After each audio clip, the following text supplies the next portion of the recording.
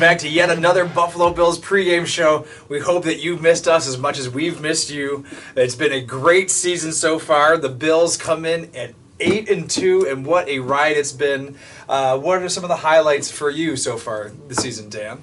I think, as ugly as it was, I think that Jets Monday night win was a really big turnaround for the team. It was like, after they had already lost to Baltimore and Houston, really didn't want to go 3 in a row to lose that, especially to a division rival. So I think that kind of brought us back a little bit.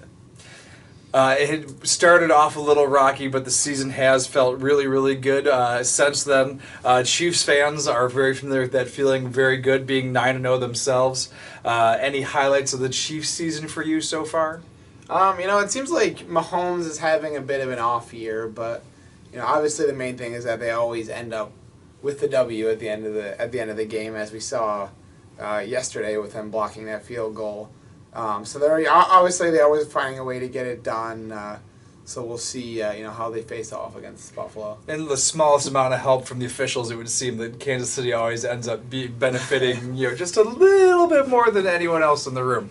But we have a big game here in Buffalo with the teams coming up. But the Bills are with a familiar injury plague. We got Coleman, Cooper, Brown, right off the top of my head, injuries that we're facing. What do you think the largest injury impact, and who needs to step up to overcome those injuries?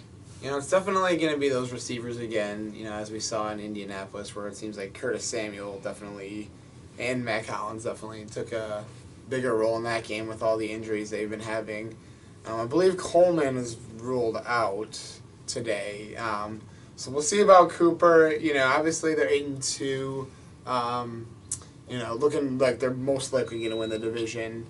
And, so we'll see if they even end up keep needing them for Sunday. Does it feel good not having the Patriots nipping at our heels? Like, oh my gosh, the division this year has been a dream to think about, at least. And in terms of good news and injury front, Matt Milano just entered the 21-day period to get back into practicing shape. So as we get ready for the end of the season here, it would seem that perhaps the Bills are getting healthier for a change.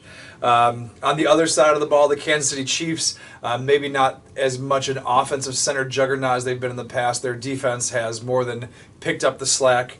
What do you think we need to do to beat the Chiefs in terms of slowing them down?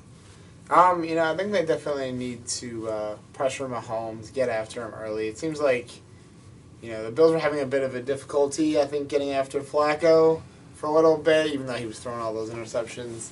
But towards the end of the game, they started getting after him. Get after Mahomes, and keep up the.